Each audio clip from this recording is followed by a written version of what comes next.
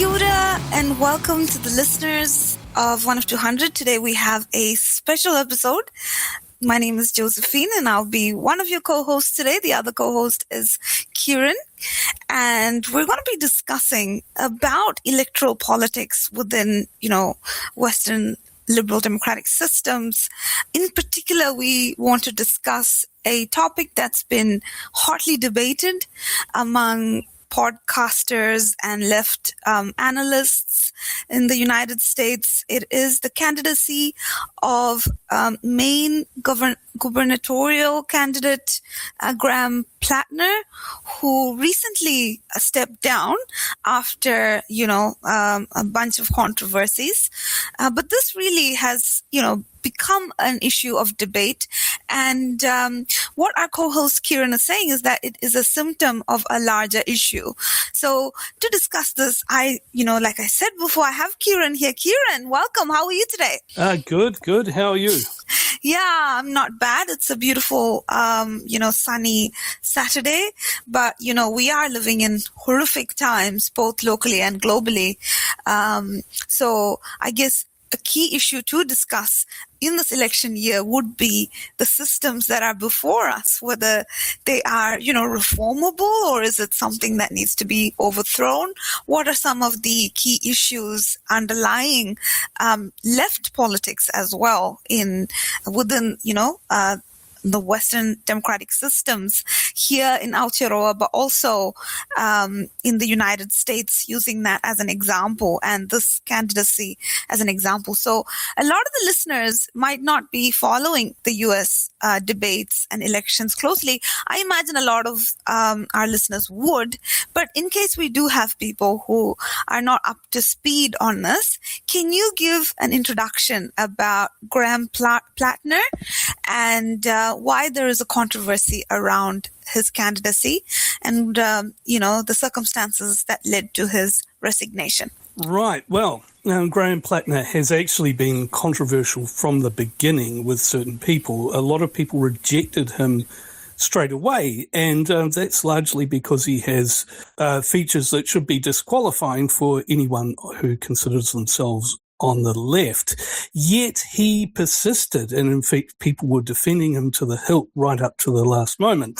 And I think this demonstrates something about the psychology of politics in our electoral system, because something about the way we view people as representatives for us in this system makes us take them on as a leader and project our ego on them, or I see it in a lot of people anyway. And consequently, people start making excuses for them when they probably shouldn't.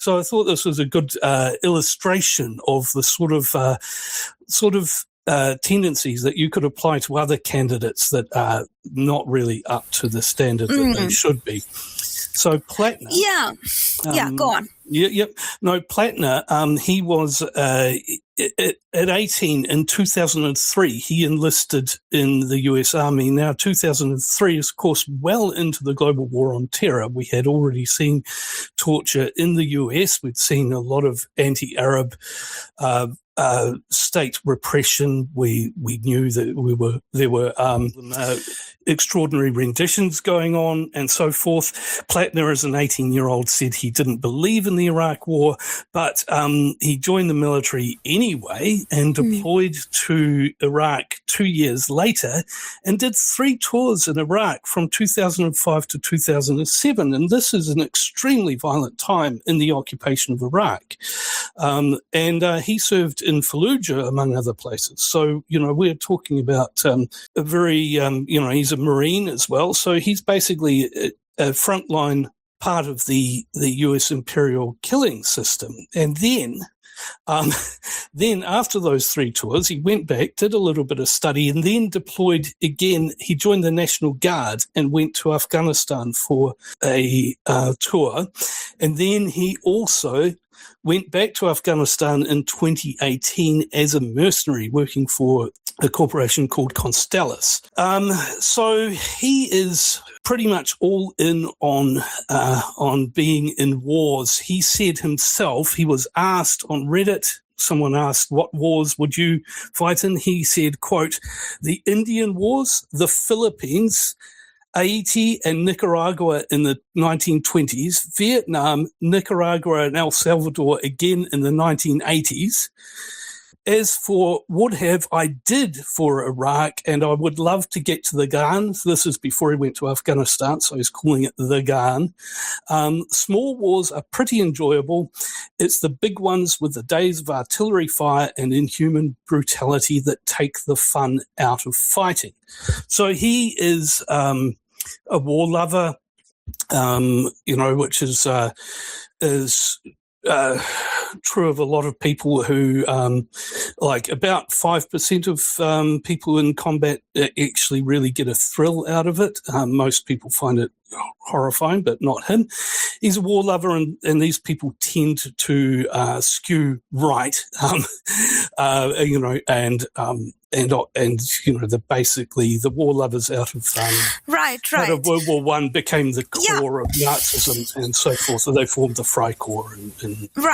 And he did have a Nazi kind of tattoo on his chest. But yeah, that's a little bit about his past. But who he is and why he matters is that he was a political nobody until about a year ago, when some operatives, political consultants who are members of the DSA, discovered him to be a challenger to Susan Collins, who is a long-time establishment person. They wanted to unseat Susan Collins from the gubernatorial race in Maine, and they discovered this talent. And they recruited him to be kind of like an insurgent within the Democrat Party. So Susan Collins is the current governor who is from the Republican Party. And what they were trying to do... Zionist and a big supporter of ICE as well, currently under fire a lot because of the recent killing in Maine of a 26-year-old. So she is, you can see why people wanted someone to take her down. I think that's part of the picture as well. Yeah, and they did. Maine was a very important state for Democrats to win in order moving forward in their political future. So they actually the establishment fielded another establishment person. However, this insurgent, Graham Platner, who had the support of DSA operatives and political consultants who are looking for kind of like a Justice Democrats kind of shift in the Democratic Party, they fielded Graham Platner. They supported his campaign. They ran it professionally, and he won the Democratic primary to take down Susan Collins. And so it was going on like that until just a few weeks ago, when things became really controversial. The controversies went to a frenzy with the kind of expose about his sexual violence in the past, and leading to his resignation. So now they are, trying to find someone to replace Graham Platner to challenge Susan Collins from a Democratic Party in Maine. So that is really why he is significant. Looking at, why he came into the news, it's because he was a Democratic insurgent who won the primaries and who was going to take on Susan Collins the coming election. Right. Those are specificities. I think that one of the things about Platner was that his actual political platform, which of course is crafted by a bunch of people, is quite good. But this is actually what I was trying to get at was a question of who the actual person is and why people are making excuses for him.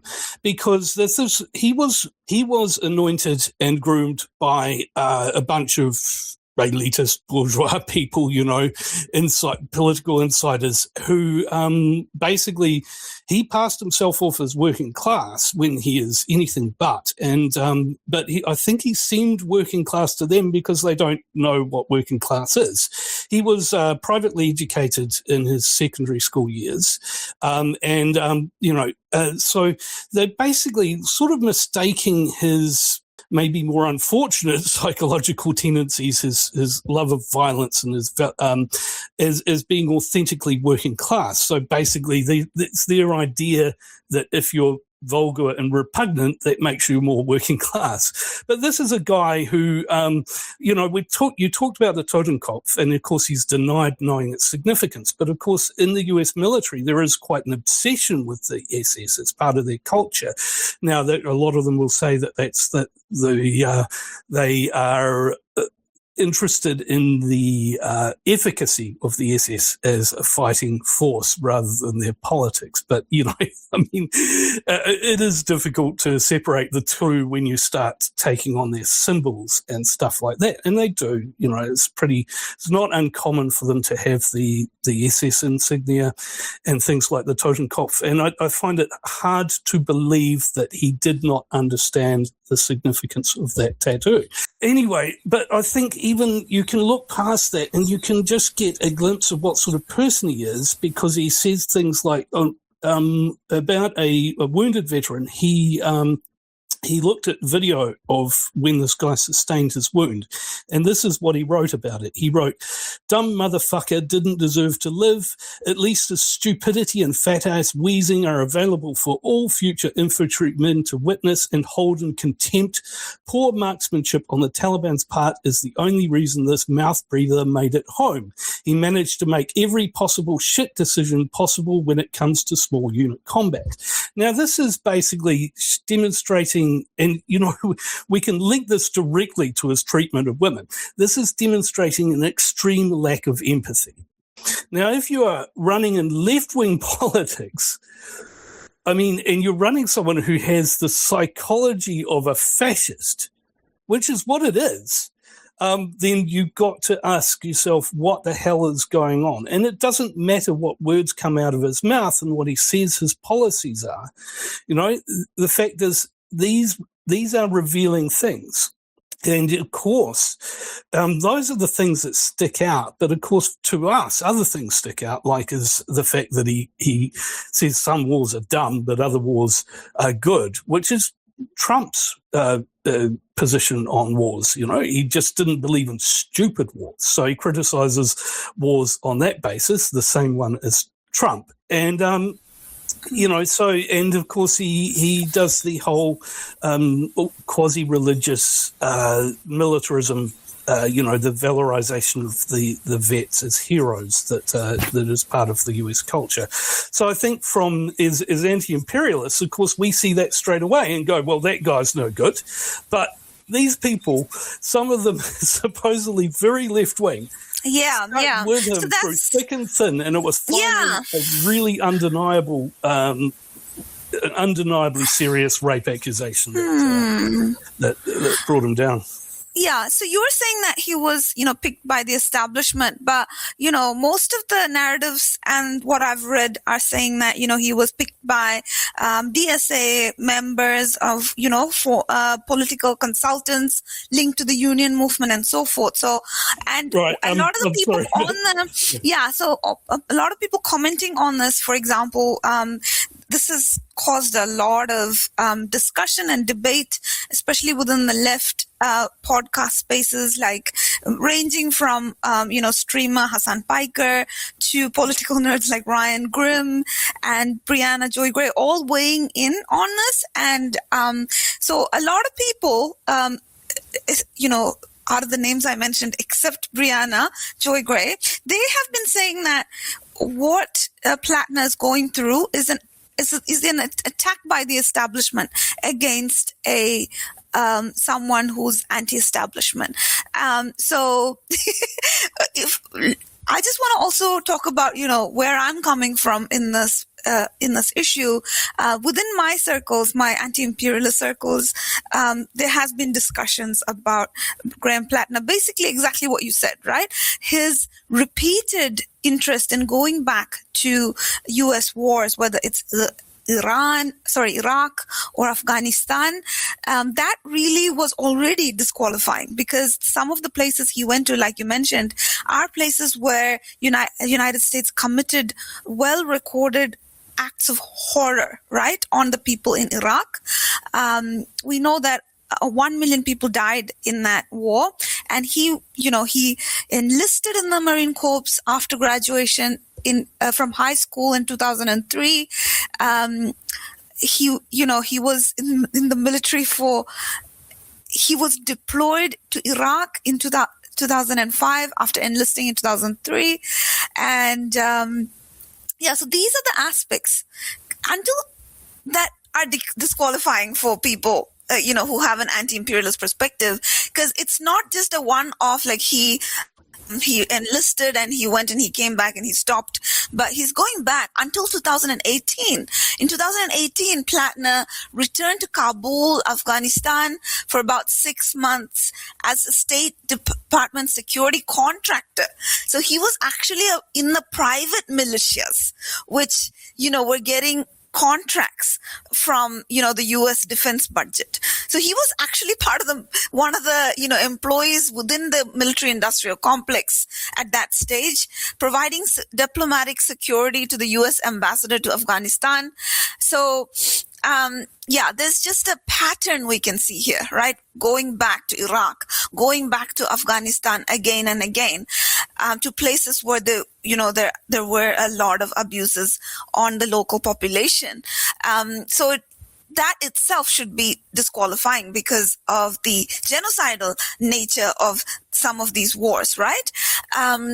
But then we are seeing that the recent controversies are being raked up after some, information about a rape allegation from a former partner, I think, surfaces. And, for a lot of anti-imperialist commentators, it's like, he was already disqualified in our minds, given his history. But it took this. And so, like you said, when we were discussing this before we started the recording, famously someone said, try finding a perfect candidate. Yeah. Yeah. So on the majority report, I think people have said words to the effect anyway. But the producer, who works for Jacobin as well, said, "Good luck finding the perfect candidate," and that was, I think, the latest story of the rape had just broken. So yeah. But one of the things, like you said, the not establishment, but honestly, if you got a law degree or a communications degree and you go to work for a union, that doesn't mean you're not part of the establishment. And of course, these are often Ivy League people as well. And the people who actually picked him, they thought he was a working class guy, and he is not a working class guy. He went to private school, and so forth. He fits the aesthetic of what Ivy Leaguers consider a working class guy is. Yeah, they consider his macho-ness, his misogyny and stuff like that to be evidence of being working class, which is, of course, a massively classist, elitist, bullshit fucking thing to say,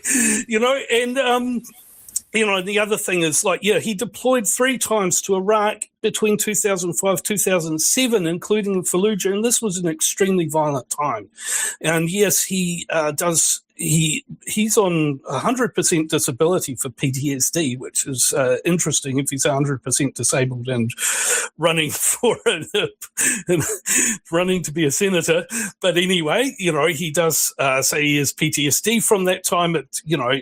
Honestly, it's actually not unusual for PTSD to take up to decades to actually hit. People who were in Vietnam, they might be living their lives very dysfunctionally, admittedly, and then suddenly hit a crisis 30 years later. So PTSD can work that way, but of course, there's something again that, you can't really go past the basic underlying character flaws, and they all tie together, not character flaws, just who he is, really. These aren't things that are separable from his politics. But again, like, the phenomenon to me that is important is why people kept digging in their heels over him.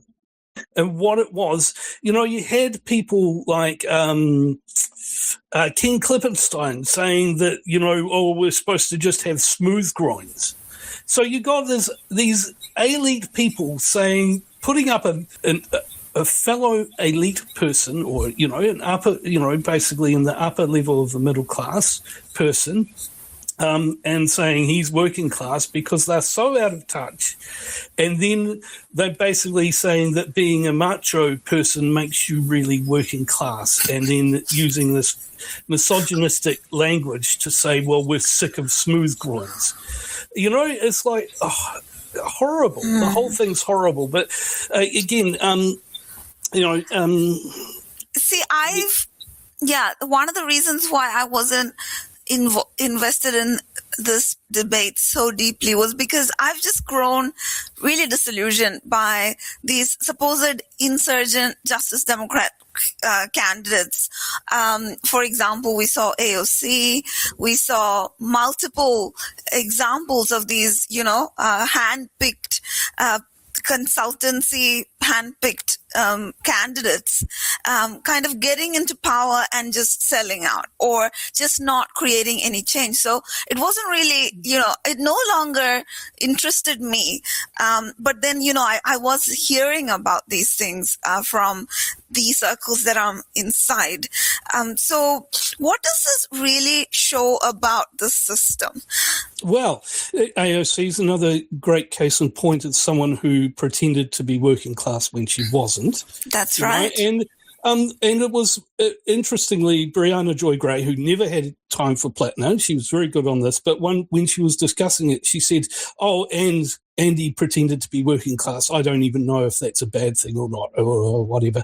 And it was quite interesting, that perspective, that it's not seen as a big thing. But in fact, what it means is that you are fundamentally dishonest, and also I think, people are concealing how little working class participation in politics there is. And we've become ever more authoritarian in our beliefs about who is suitable for political power. So, of course, on the right, it's very simple. They talk about CEOs and so forth, but we have our own. The left has an elitist thing as well, and these Ivy League sort of people are the perfect exemplar of it.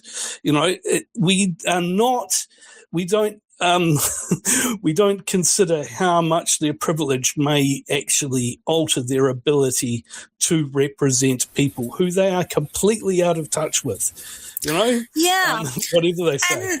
And like some of the PR and marketing teams that worked with Platner had previously worked with Zohran's campaign, Zohran Mamdani's campaign. So what I see is happening is that there is this kind of liberal left in the US who consider themselves the real kind of force that can change the United States by just having these different kind of candidates. Obviously, Graham Platner was a really, really terrible choice right from the start.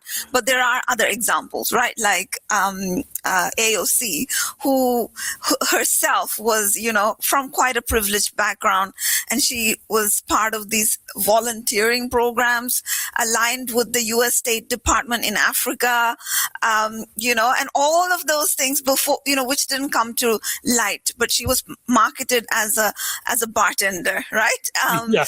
Yeah. So, but ultimately what these various, like whether it's the Squad or Justice Democrats, they really haven't used their power. They did have some power, for example, to stop the vote and to demand certain things from, the legislative system. And they didn't really do that when they did have power. They just kind of went with the establishment. So I'm really disillusioned by this reformist take on the U.S. System, because there's fundamental rot in the system. The system is designed to support the elite and the privileged, and it's by, for, and of them, right? Like if you look at the Senate, who is in the Senate? I was looking at recently a discussion which said that the average age in the Senate, I think a majority of them are above 75 years old, and like been politicians for most of their life and keep getting re-elected, and they are very good fundraisers from lobbyists. So that is the key consideration of the U.S. system is can you fundraise for these establishment parties?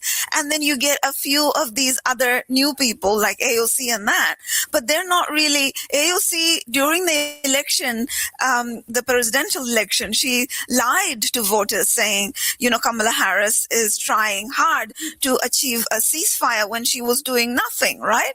And even now she's doing nothing. In fact, recently when Senator Lindsey Graham passed away, Kamala Harris wrote, very glowing tribute to him. So really, there's really no difference between these parties. And, then we have people like Brianna Joy Bray coming around and saying we should consider outsiders, third-party people, and that could be a strategy to actually create change in the United States. And, I'm skeptical of even that. So, yeah. Well, I mean, I think I don't have an opinion. Well, I do have an opinion. Do whatever you can to make things better. I don't believe that there's a rule book or a formula that will work. We are opposed by a dynamic, conscious class of rulers who want to stop us from making things better. And there's so any formula you come up with is, they can read books too, but I do believe that we have to stop doing their work for them. Now, someone like AOC, she is clearly as fake as anything. I mean, she did 3 months of waitressing while she was waiting to do her high-powered internship. This is ridiculous. Why are we even, why would anyone put their, because she relies on people putting their time and effort and their voice behind her to make her powerful. And she is powerful. But, this probably doesn't apply to other members of the so-called Squad. Yet she became the leading voice of the Squad, thus controlling those other people, and twisting them into supporting politics that they probably don't support. Now, what we need to do is political hygiene. Stop giving your voice and power to the people who work against you. Start actually being a little bit more discerning and less tolerant of people who are actually assholes. So, obviously one could relate that to politics in this country pretty easily. It is a little bit more difficult to look at someone like Chris Hipkins and say, well, he's AOC or whatever. He doesn't really come across quite as poorly, but I do think that, again, you have to look at what he's actually done in his what he's used his power for, and a lot of it seems to be basically trying to destroy left-wing politics, really, in effect. So, I mean, I kind of, I think we have this epidemic of these people taking over the politics of political parties that attract left-wing support and turning them to right-wing ends. Arguably, this is, kind of almost baked into the concept of liberalism, is it's kind of sucking people in with a leftish sort of facades to right-wing politics, or indeed allowing people who are actually psychologically very right-wing to have a mask of being progressive. So, but I mean, if you look at, I feel like there's a degree of coordination. Call me a conspiracy theorist, but certain people are considered a safe pair of hands for political power. And if we look at, Starmer, his old flatmate from university times thinks that he's probably was always an agent for the state, an infiltrator who was going from one left-wing group to another and was a police spy, basically, who was then groomed for power. And now we have Andy Burnham taking over from him. Now, the UK Parliament, the caucus, the Labour caucus there is 410 people they could have chosen from, but they had to get someone to stand down from an electorate so he could stand to run. And what does that tell you about their politics and about how narrow the qualifications are for who is allowed to hold power? We see similar signs here in this country with who is allowed to lead the Labour Party, who is allowed to be in charge of foreign policy, who is allowed to be in charge of the SIS and so forth. I get the feeling that you need to pass a certain test before they will give you access to certain aspects of state power and political power in this country. So I would say that those people are not on our side. Yeah. So what is the lesson that we can learn from this episode? Well, again, it does go back to Platner is the example you can look at, and you can say, you can see these people, and anyone can look this up. Ryan Grimm in particular, after Politico broke the story of this rape allegation, he was going through it with a fine-tooth comb, saying grotesque things about whether completely irrelevant to the fact that this woman had a very good substantive claim that she was raped, and trying to sort of triangulate and say, maybe we could look at it this way and it's not so bad. And it's like, no, it is really bad. But you could have done that from the beginning, from his Reddit posts about militarism, It could have been done when he was first picked for this position. But, it's just like zooming out, this whole controversy and the debates, it's like I'm just looking at the United States system and people like Susan Collins who voted in favor of the Iraq war, right? The entire system, the United States government, a lot of it is just soaked in war crimes and blood of the global South. Mm-hmm. And here we have this individual who has obviously horrific history of participating in some of that, blood-soaked history, repeatedly going back to some of the places where horrific violence was happening and participating in it. But I think the whole system is so compromised, and it's how can we look at the United States political system? I see it it's like a money laundering mechanism for the military industrial complex, where you get all this facade of primaries and elections and all that, but ultimately what it does is it legitimizes the huge defense budget, the permanent war economy, the transfer of wealth from the people to the hands of these war profiteers. That is what the United States really represents in my, from my perspective, looking at it from an anti-imperialist perspective. So yeah, I just think these debates, this is the system, the nature of the system, right? Every single president of the United States is a war criminal Barack Obama in his last year dropped 26,000 bombs on 7 countries, and he still holds a Nobel Peace Prize. So this is the country that we're discussing about. I don't know I want to see destruction of US imperialism and the war economy and all that. And even if you look at someone like Zohran Mamdani, who's probably not have a past like the one we're discussing with Graham Platner, when he was asked about Maduro and the Cuban government, he called them both dictatorships, right? So it's just, I'm not really feeling very hopeful, whether it's about the United States or even the New Zealand, the system. What can we do here? We've got players like, New Zealand First, who just kind of, actors who go between National and Labour, and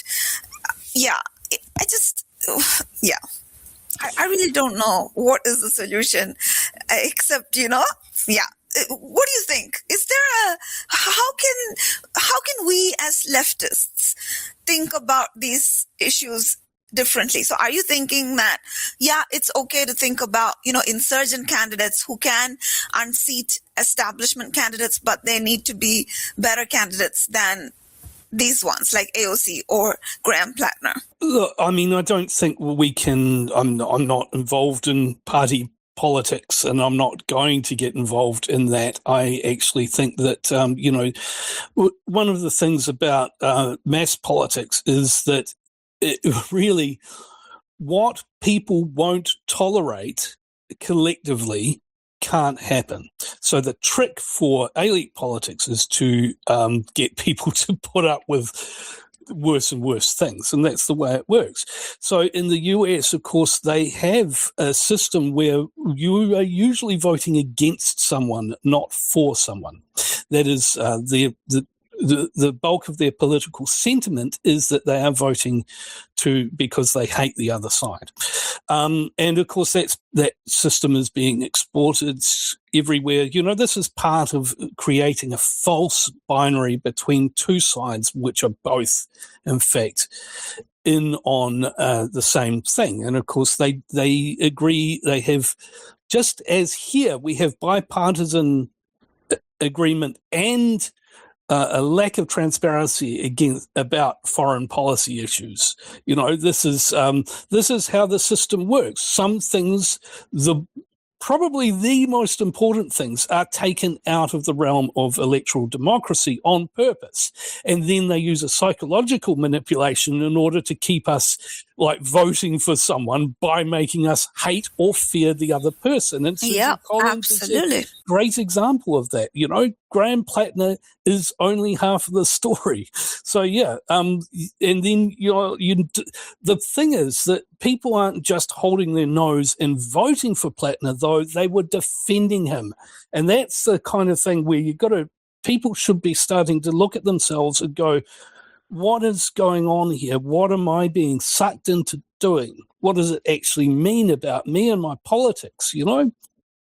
That, and also I think we need to stop thinking that that the best people to make all our decisions are the ones who get the highest qualifications from, Yale. I mean, it was Yale people who picked Platner.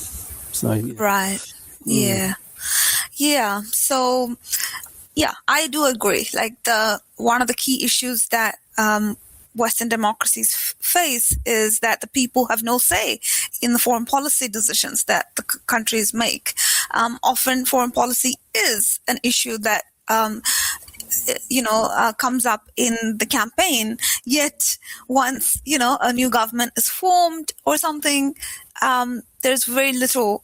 A lot of the decisions just happen behind closed doors, and obviously the lobbyists and the people with the money, the people with the resources, the top 10% or the top 1%, they have a disproportionate say in politics. So can there be a better politics through our party electoral systems? Well, yeah, I mean, you can always improve things, and I think that's part of the step towards revolution is to keep demanding more and changing what you can. This rather than sort of putting things off and saying, no, we need the revolution, and then we will seize power and exercise power and fix things. I think that's this is the wrong way of looking at it. So, again, go out and vote by all means, but don't that shouldn't start and end that. And if you are involved in party politics, ask for more, demand more, push people more. Don't support people because they wear the same bloody colour as you. That's the last thing you should do. You're really holding their feet to the fire. Hold everyone's goddamn feet to the fire all the time when you can. So, I think that's part of the answer. I did have something else to say, but I've forgotten it. What do you think? Would be more of a clearly one of the answers is that we have proper participatory mass political movements. Oh, absolutely, right? So the whole voting system, the electoral democracy system, it's tries to minimize people's participation in politics by just giving, it's a vote once in 3 years or 4 years or whatever, and that's it, right? But really, politics happens every day. So it's people power that's important, and recognizing that the system is rigged against the people is a good recognition to have. And how can we actually be insurgents to recreate or reimagine a different system, right? The current parameters aren't working. I can just think of an example here. During COVID, I was part of this movement from the Global South called the People's Vaccine Movement, which was saying that, we need to waive the patent and intellectual property laws during COVID so that countries in the Global South, where the factories that produce medical, equipment and medicines can actually access some of those medicines and treatments. And what happened during that time, we had Jacinda Ardern as Prime Minister here, and she wrote an op-ed alongside the South African leader saying where you live shouldn't determine whether you live under the COVID pandemic. However, when push came to shove, when it came to voting at the World Trade Organization, New Zealand didn't vote in favor of, waiving the patent laws in favor of the people's vaccine, basically. New Zealand abstained. And when we looked into this, what we found was that there was some lobbying. So some corporations in New Zealand, like Fisher & Paykel Healthcare, they had some, patent interests, or they held some patents on the ventilator technologies, which, was becoming extremely necessary to fight COVID. Oxygen was one of the key things that people affected by COVID needed while being treated in hospital. And so they moved against New Zealand, New Zealand's stated position to support this effort. So eventually New Zealand ended up abstaining. So this is really how the levers of power are working in, within capitalist systems.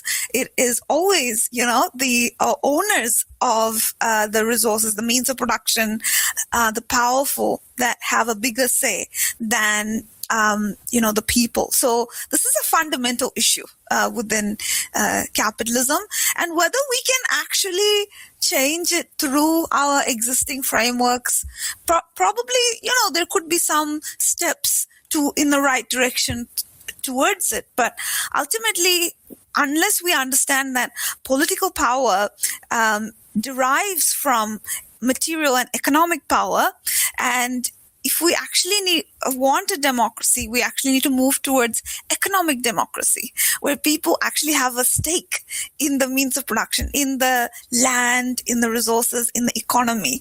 At the moment, the people don't have any stake in the economy, right? The bottom 50% in this country own 2% of the wealth. So we're basically outside of, having any stake in the economy of this country, right? 50% of the population on 2% of the assets and wealth of this country. There is absolutely no stake. So whether we go and vote once every 3 years or not, unless we are talking about expanding democracy into the economic realm, I don't really think that people hold power, and people can demand that, right? And they have done so in the past.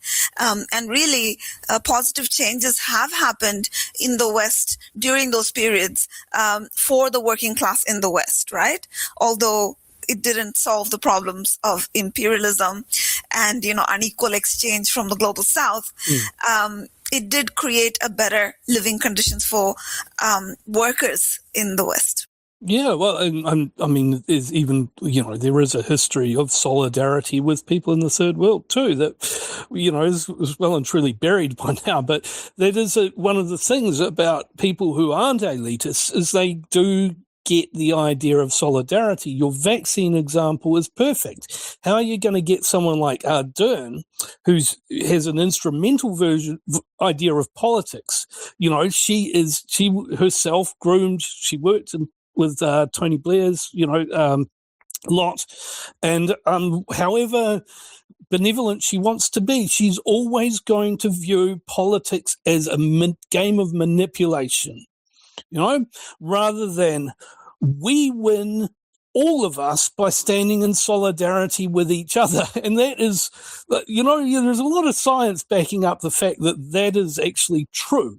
So a lot of these people who we have given our power to, rather homeopathically, because elections are kind of like this tiny dose of politics that makes you immune to the rest of politics. We give power to these people, and we have put them up on a pedestal. But in fact, I would say that we're talking about quite a cacistocratic system, which is a system of rule by the worst.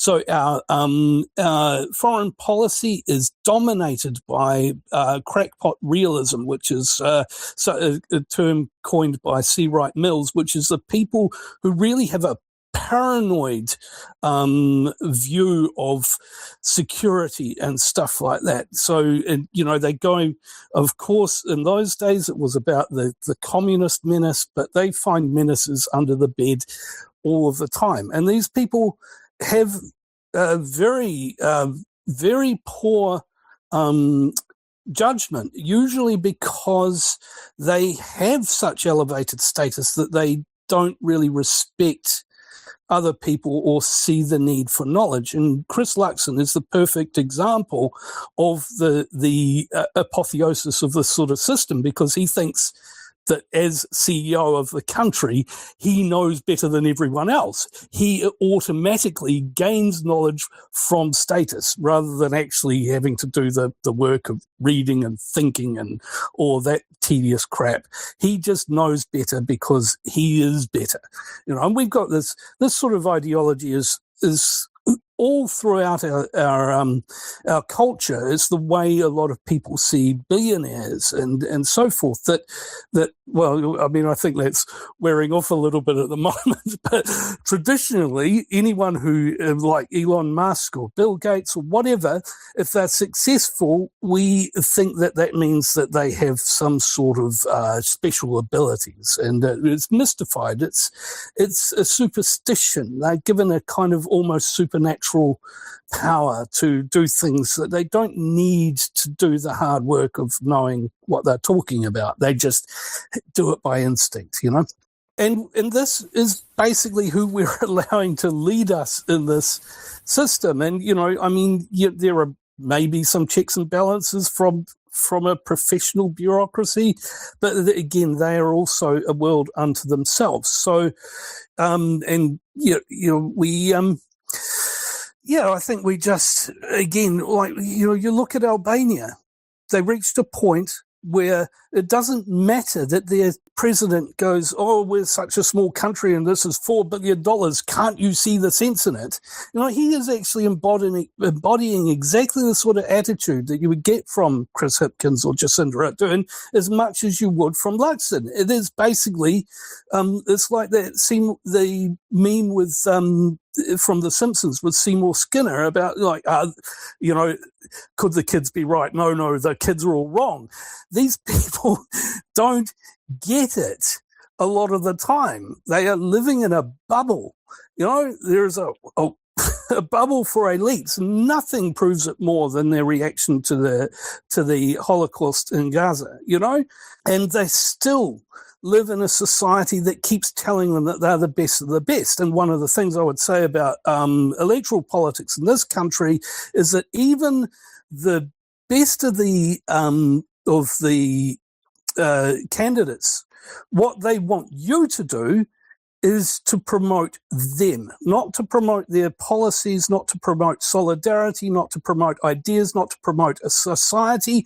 What they're doing, they're putting themselves forward and they want you to empower them to act on your behalf. And that is a sick system. They should be wanting you to empower the politics they believe in, but this is the way it's structured. So I think that we can ask more. We can, those of you who remember or saw the Wire will remember the character who the mayor of Baltimore, based on a real person who tried to become the Democratic candidate for president. But if you remember, his attitude was basically, I'll do whatever it takes to give myself power because I'm good and I will fix things. So he did all these terrible things in order to gain more power. And this is the problem with current politics. People are compromising, people are doing shitty things. Again, looking at that vaccine example with Ardern, she's doing something that is morally wrong, but she thinks she's doing it for the greater good. And so we need to demand more. We need to be like the Albanians. They saw something, they can see immediately that it's wrong, and they react. And we, unfortunately, we live in a very mediated world where a lot of politics is a lot of political communications and policy decisions are based on sophisticated information about basically kind of nickel and diming us, doing the worst they possibly can without making us get really angry and do something about it. And just constantly, it's a ratcheting down system for for democracy and for our material conditions as well. So, I think, ask more. Everybody. Well, I mean, I just want to, conclude the pod by just thinking about, the state of affairs that we are within and, what can be done. Like, Che Guevara talked about, many Vietnams, that we need multiple Vietnams, that, anti-imperialist confrontations need to happen where we, destroy or defeat the empire. And what Che was talking about was that actually the struggle to overthrow the U.S. empire needs to come from the global south, the Asia, Africa, Latin America, and the Pacific. And just observing these debates happening in, the imperial core in the United States, and that, it's just like, I was of the view, learning about Che and learning about, the world and history from a historical materialist perspective. I was thinking, okay, now the contradictions in the imperial core are getting really horrible, right? The conditions of the working class in the West is declining rapidly. The working class were able to be recruited into the imperial system, became subscribers of it or willing participants in it or supported it, I think, through the consensus that was achieved through in the social democratic period where the Western elite were trying to avoid a revolution, right? So they gave some concessions to the working class. And you're right, Kieran, at that time there was solidarity with the third world, but those elements were suppressed. More loud and more visible was the idea of Western exceptionalism. Like, look at the working conditions of workers in the West under capital, in the imperial core, in the capitalist core. They are way better than in the third world and so forth. So they were, I think the Western worker was recruited into that long-standing exceptionalist position through the social democratic shifts. And I just, looking at these debates like about Graham Platner and how the Western so-called left were backing him, I think that, perhaps Che was right. We can't wait for the imperial core to make the shift that is going to be in the benefit of themselves, but the entire world, because we are living through a genocidal age, and there is the imperial boomerang happening in the imperial core, but a stage of planetary destruction as well. And yeah, I think that, again, the burden is on the global south, on Iran, on, the Palestinian resistance, on Burkina Faso, on all these countries at the moment fighting imperialism. That's where my hope lies again. It's so sad. I was hoping that, working class in the West would up their game. And this Graham Platner episode just shows that, I can't really expect much from from the left in the imperial core. Do you have any concluding thoughts? Yeah, well, I mean, I think that there are these outstanding examples of states that are in conflict with the US empire at the moment. But we have to recognise that throughout the global south, their politics is normally as controlled as ours. And I think that actually we're all interconnected, and there is I do have a lot more hope from the global south in some ways, but looking at you just need to look at Latin America and see this kind of the way they're always pushed back from the point where they are about to have a genuine turn against the US empire that actually sticks. There's always a power that can intervene, and for some reason they end up like with results like the recent elections in Chile and Peru and where else was it? Colombia? Yeah. So, I mean, I do think that we would be naive to think that there is some less controlled politics out there. But again, it relies on people tolerating what's being done. And if we in small ways demand more, that will lead to demanding more in bigger ways, it will create a culture of not making excuses for shitty politics. And that's a start. Oh, obviously, there's, the imperial system is global. And obviously what the imperial system requires is compradors in the global south.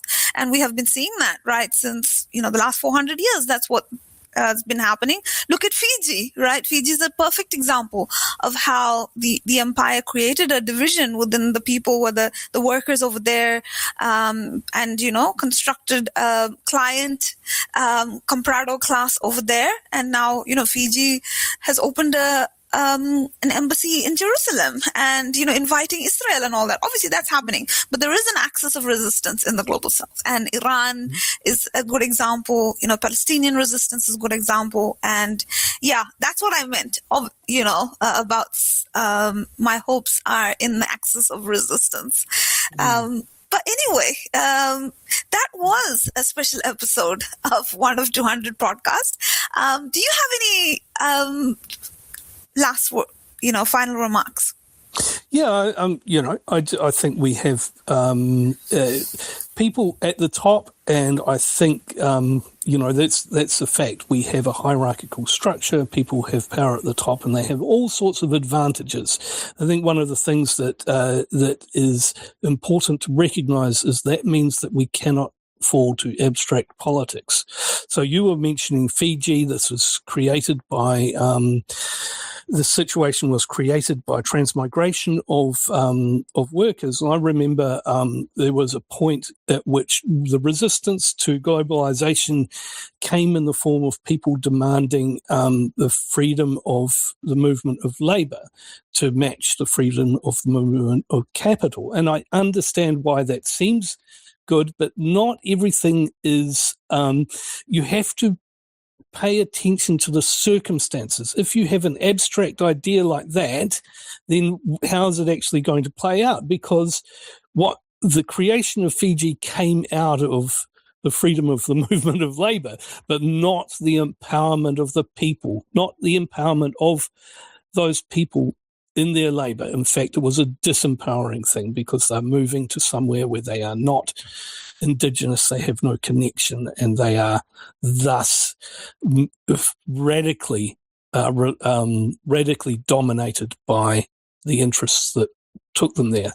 So, again, it's a salutary lesson in why the politics has to go to the root. It has to be radical, and it has to be based in things that are at the foundation level, not like a prescription from a different level. Because if you're not changing the power structure, then any prescription will be used by the ruling class for their own advantage. So that's what I'd have to say about that. And the same, it's just like Graham Platner's policy positions were fantastic, again, not his, written by a bunch of people, what he stood for, but what he would have actually done as a senator would have been shit, And it happened before. There wasn't really, I don't think there was that much wrong with I've forgotten his Fetterman. There weren't that many reasons for disbelieving in him before he became a senator, and then look what he became immediately. And I would say I feel the same about AOC, quite frankly, So, that's all. I just ask more from people, and and don't think that politics begins or ends with elections. Thank you for listening. That was a special episode of 1 of 200 podcast.